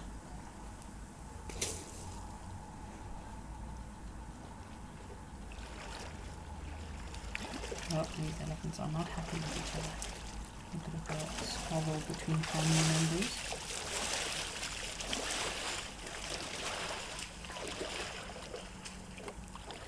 Got a question here from Angela. Angela's asking, do elephants shake the ground when they walk? Angela, so elephants are huge creatures, one of the largest land mammals on earth, up to 6,000 kilograms on big males, which is around 12 to 13,000 pounds. So when they walk, they normally move one leg at a time in a very slow kind of column gait. So they have this very, very slow pace little gait when they walk. But when elephants run or charge, all their feet can hit the ground almost together, producing lots of vibrations that can be felt over several meters. And I tell you, when elephants are also arguing with each other and fighting at a waterhole, bulls screaming and yelling at each other, that sound, I feel like that sound rumbles through your soul more than the ground rattles underneath you. So yeah, they do make the ground move. When they're fighting and running, you can feel some slight tremors because they're such huge and incredibly large creatures. But even though they're so big and so large, it's amazing how they walk so quietly. So they have, underneath their foot, they have this huge pad that is designed and specially developed so that they can walk almost silently. Have a look as this elephant is walking. When their feet come down, they walk very quietly. So it's amazing how, again, when you're out in the bush, always be careful, always be wary of elephants around you, because often you don't actually hear them walking at all. I've had many times I've been snuck up on by elephants, and the only thing that gave away their presence was the sound of a branch breaking that I knew, oh gosh, there's an elephant right behind me, or the sound of them chewing. Often you can hear that sound of their jaw opening and closing as they're chewing, or maybe a stomach rumble, or the sound of their skin. Maybe if their ears if they shake their head, you can hear their ears. All these very small little signs are so important to remember those sounds, so you know if an elephant is close by. Because if an elephant is that close and you have not noticed them, you know that, yeah, they are definitely very close. If you can hear an elephant chewing close to you, you know you need to plan your escape route very quickly. So Hannah is asking, can elephants ruin a waterhole or dry it up? And yes, Hannah, elephants do need to drink quite a lot of water every single day in order to survive, and that is why a lot of these waterholes do dry up during the year, because the elephants, one breeding herd can dry up a waterhole no problem.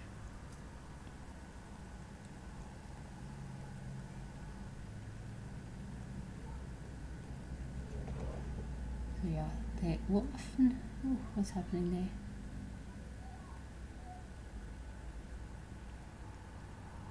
So just to give you an idea of what the average amount of water that an elephant can drink in a day, or needs to be able to drink in a day for the African elephant, it's normally about 20 to 40 gallons of water, or about 70 to 150 liters of water in a day that an elephant needs to drink. And they can travel for quite a few kilometers to find water and move over very far distances, but this time of the year, it's a great time of the year for elephants because there is so much water everywhere. They kind of have a little bit of an extended festive holiday season, elephants, because they don't have to move such far distances and work so hard to get food and water. It really is a time of plenty and abundance of food and water for these special creatures.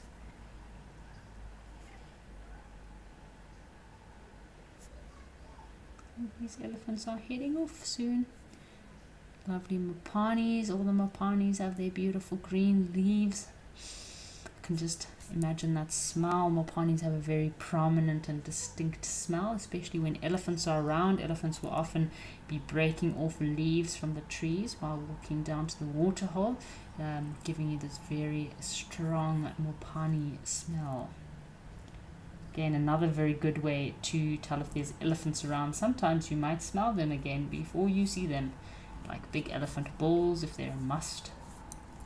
Their dung smell also travels quite far, as well as the vegetation that they're breaking sometimes has a very strong smell.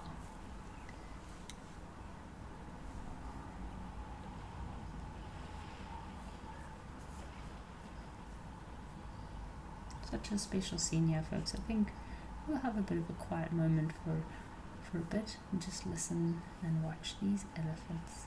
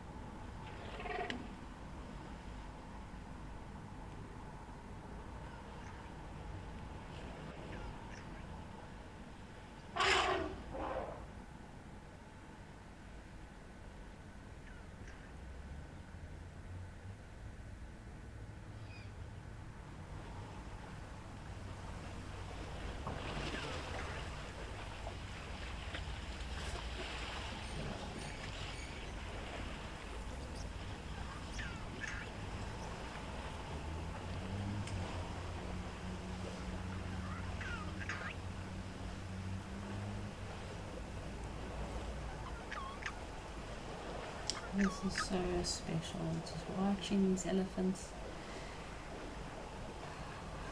Imagine there's a lovely little sand pit here at Elephant Pan Lodge, just around the fire pit, a lovely swimming pool. I'm just imagining if you had your yoga mat down there, or even just doing some yoga in the sand, being connected with the earth, watching these elephants and just listening to the sights and sounds around us.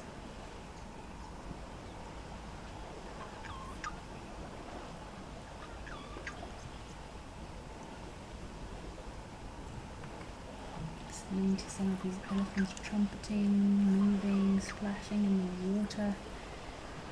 What a lovely scene.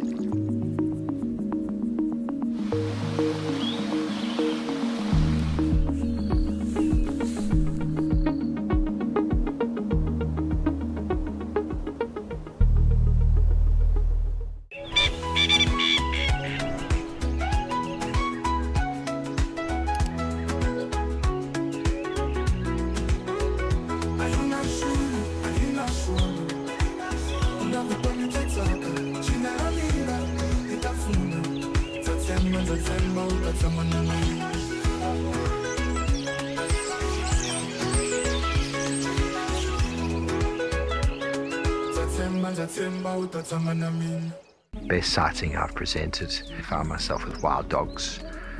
We chased the dogs around, chased them around. They ate an impala, we got the end of that. Then another impala went into Gowrie Dam down the road there, and the wild dogs went around. Eventually the impala came close to the bank. One wild dog went and grabbed it and then just pulled it out and just did what wild dogs do. It was an emotional experience, but it was very, very special. Join our expert guides at dawn for a live, immersive safari as the bush comes to life.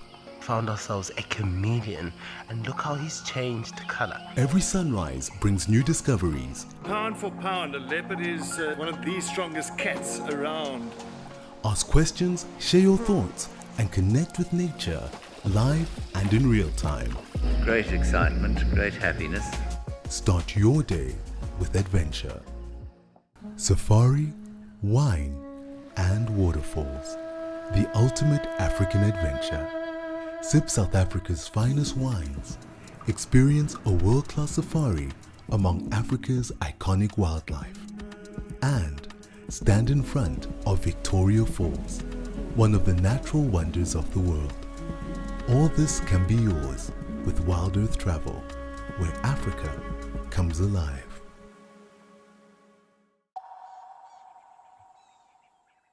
Keeps them very light for hunting purposes, whereas elephants do have very dense bones, especially their femur and their tibia, their leg bones, and that's because they have to carry so much weight.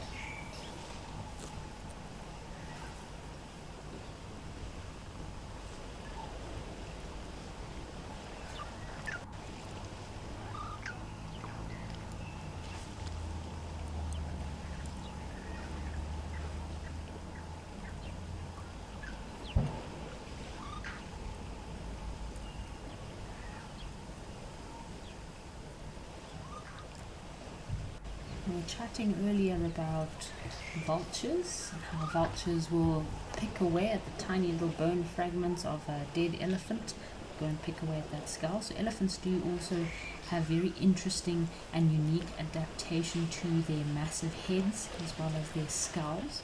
So basically a bit of a breakdown of the skulls of elephants.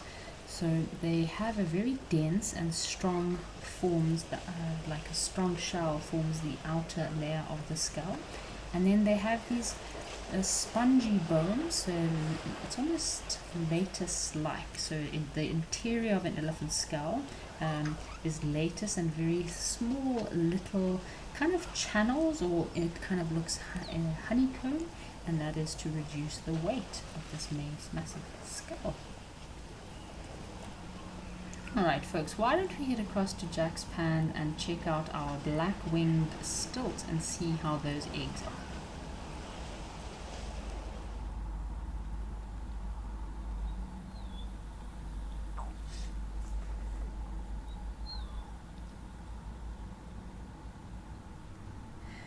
So Oh wow, look how the water has been drying up here. So we've been watching this black-winged stilt here at Jack's Pan for the last week. That's been sitting on an egg. So the beginning of the week there was only 2 eggs, and she's laid another egg in the last couple of days. So now she has 3 eggs. So generally with these black-winged stilts, they'll have between 2 to 4 eggs in one nest.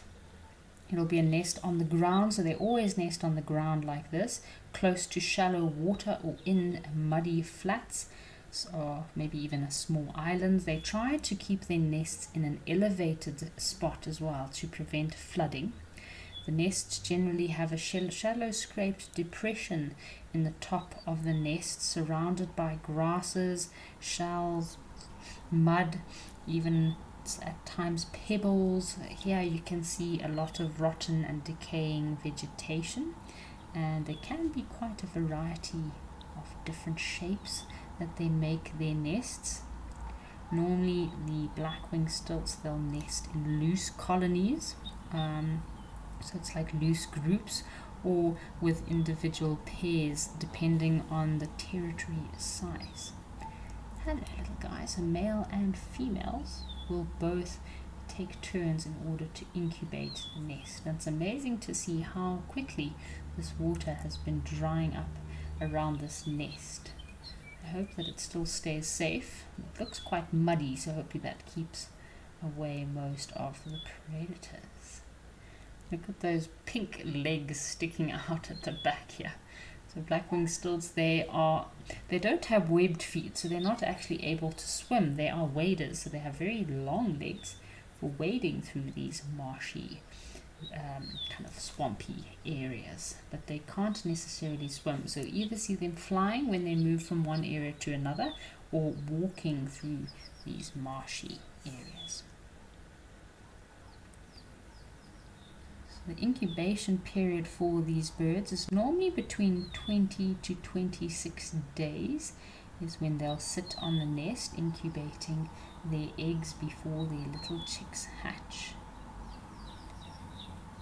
And they do have an interesting display in order to threaten to bring predators away from the nest. It's almost like similar to what plovers do. They'll do a bit of a broken winged display in order to lure predators away from their nest or away from their chicks.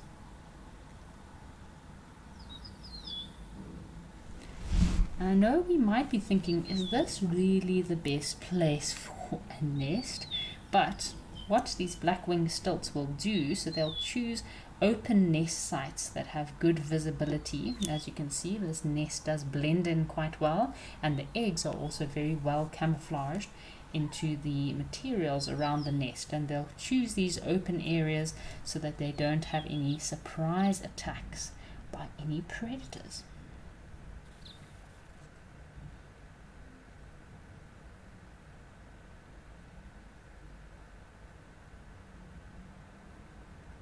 So interesting how these birds are just so adaptable, how they can create different shapes and different kinds of nests in different areas, different vegetation. I mean, in some rocky areas, if they don't have a preferred... Oh, what's happening here? Sorry folks, we lost our feed for a moment there. We have moved across to Victoria Falls, where not only do we have our marabou stork still here, but we have some kudu that have joined us. So Chrissy is asking, are these birds the stilts? Are they called stilts because of their legs? Yes, Chris, it does look like they are walking on very long pink stilts, the black-winged stilts, and of course they have black wings. Leopard lovers asking, will this bird defend its nest like a lapwing? And yes, leopard lover, as I mentioned earlier, the black-winged stilts, they will partake in the broken-winged display in order to attract predators away from the nest and protect their young. Yuri has sent through a comment saying, I was thinking I could do with a kudu. Yes, Yuri, nice to have some kudu here today. We haven't seen any kudu today. We've had lots of waterbuck, lots of impala, of course elephants. It's been great viewing for elephants the last couple of days. So we've just linked back to our stilts, folks. There are the eggs. Oh goodness, look at those long legs. What is she doing? She could be, looks like she's working on the nest somehow, trying to get it more comfortable for herself. So we just quickly linked across so you can see there are still 3 eggs here on the nest. And our black-winged stilt still has very long, awkward legs. It's very interesting to see her behavior there, moving around, trying to make the nest a bit more comfortable for herself. It would be very cool if we could watch this nest until these chicks hatch. Imagine that, wouldn't it be awesome?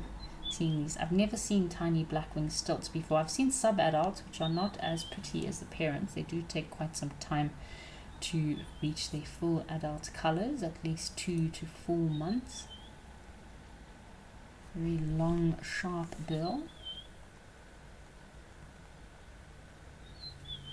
A lot of these black-winged stilts, they obviously, because they're waders, most of their diet would consist of aquatic insects, little larvae, small terrestrial insects that they can pick up in the mud, small snails, clams, maybe even worms, tiny shrimp, water flies, but they'll be very restricted to what they feed on depending on the size of their prey, because have a look how tiny the black-winged stilt's bill is. So they'd only be able to eat things that they could are big enough for them, because they've got a tiny little bill.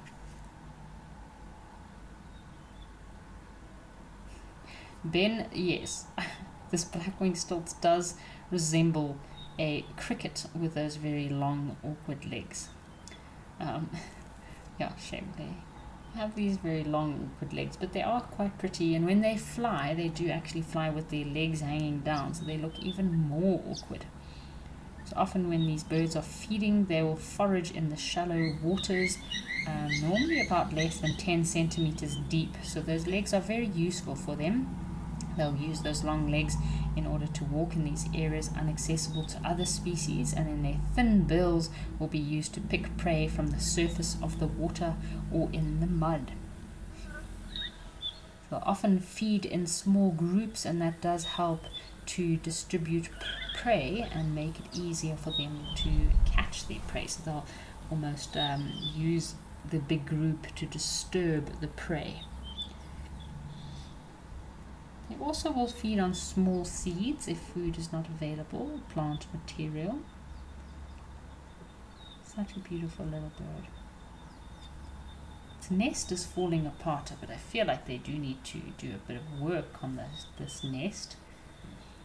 Tracy says, why are they so pink? Tracy, I'm not too sure why these black-winged stilts have pink legs like that. It's probably also just an adaptation, but it could be quite a cool adaptation because they do look like, it's almost like a worm, so maybe they could use their legs as a distraction or decoy. But yeah, they do have very unusually bright pink legs. Very strange.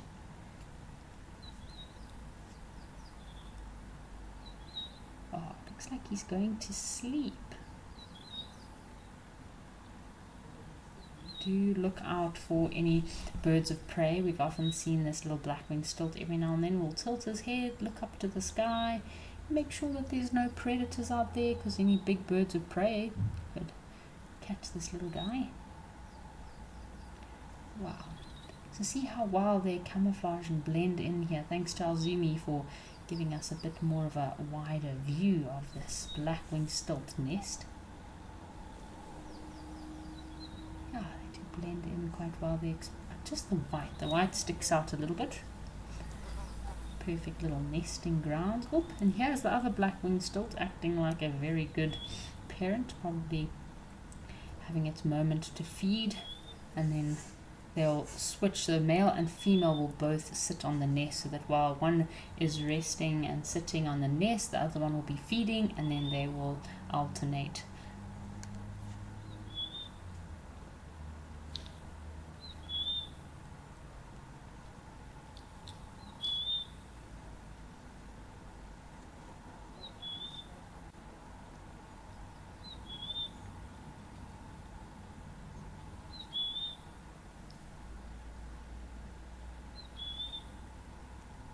So we are patiently waiting, folks. Maybe if we're lucky, this is my first time actually seeing both of the black-winged stilt parents in the same frame. So we're hoping maybe if we're lucky, we'll see the little switcheroo between the parents. Oop.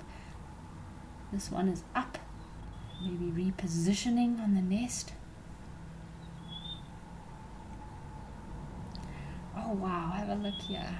So it's just repositioned. I was hoping maybe we might see them switching. So I've just quickly had a search to find out, because I did not know why these black-winged stilts have pink legs. Tracy was asking earlier. So apparently one of the reasons that they have these striking pink legs is because of their blood flow. So they have very thin skin and the pigments of the blood flow, so you can see the color of their blood. That's where the pink come from. So their long slender legs have this thin skin, so that's probably why they have the pink legs. It's more noticeable in the parents or in the adults. So during activity or courtship, the increased blood flow can intensify the pink color. So again, another kind of a visual display between the males. So the coloration may signal health and fitness to potential mates. I was thinking maybe in the water it could have some benefit for them while hunting or feeding, but yeah, mostly it's murky, very murky water that they'll hunt and feed in. So it all has to do with their pigment and their mating status. So the males with the brighter, more pink colored legs are more favored by the females.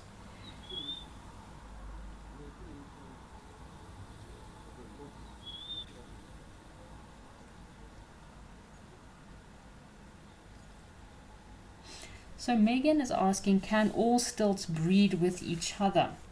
So Megan, I saw some stilts in America, they get the black-necked stilts. So yes, different species, there can be hybridization between different species of stilts. But here in southern Africa, our more common species is this particular one, the black-winged stilts.